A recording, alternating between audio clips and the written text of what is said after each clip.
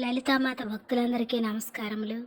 ఈ మధ్యన వీడియోలు చేయలేకపోతున్నాను. అందరూ నన్ను క్షమిస్తారని పదే పదే మీకు విన్నపం చేస్తున్నాను. ఇక నుంచి రెగ్యులర్గా వీడియోలు చేస్తాను. మనం ఇదివరకు లలిత సహస్రనామాల్లో 33 శ్లోకాలు వాటి యొక్క అర్థాలు చెప్పుకున్నాం. ఇప్పుడు 34వ శ్లోకం చెప్పి దాని యొక్క అర్థాన్ని మీకు చెప్తాను. 34వ శ్లోకం ఏమిటంటే, హర నేత్రాగ్ని సందగ్ధ కామ సంజీవనౌషధి శ్రీమద్వాగ్భవ కూటైక స్వరూపముఖ పంకజ. ఈ శ్లోకం యొక్క అర్థం ఏమిటంటే, హర నేత్రాగ్ని సందగ్ధ కామ సంజీవనౌషధి అంటే హరుడు అంటే ఆ పరమశివుడి యొక్క నేత్రాలకు అంటే మూడవ కన్ను తెరిచాడు కదా పరమశివుడు. తపోభగ్నం అయిందని మన్మధుని వైపు మూడవ కన్ను తెరవగా ఆ మన్మధుడు అతని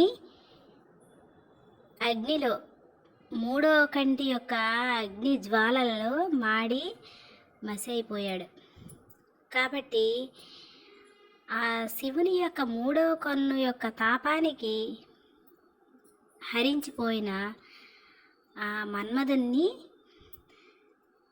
ఏ విధంగా అమ్మ రక్షించింది? ఒక సంజీవని ఔషధం వలె ఆ మన్మధుణ్ణి అమ్మ కాపాడింది. ఎందుకంటే అమ్మకి బిడ్డలు అంటే మక్కువ ఎక్కువ. బిడ్డలంటే చాలా ఇష్టం. బిడ్డల్ని అమ్మ కాపాడుకుంటుంది. అమ్మ మనసు ఒప్పుకోదు కదా. అటువంటి అమ్మ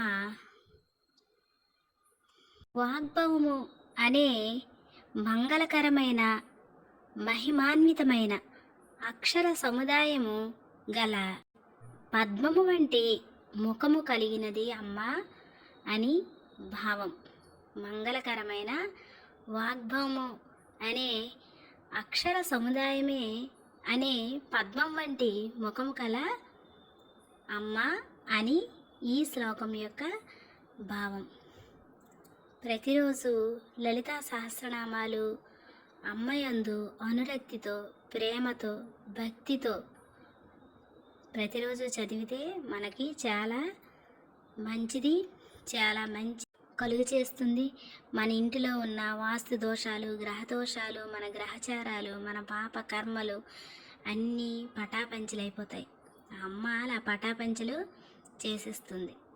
మనకి చెడు అనేది జరగకుండా అమ్మ చూసుకుంటుంది.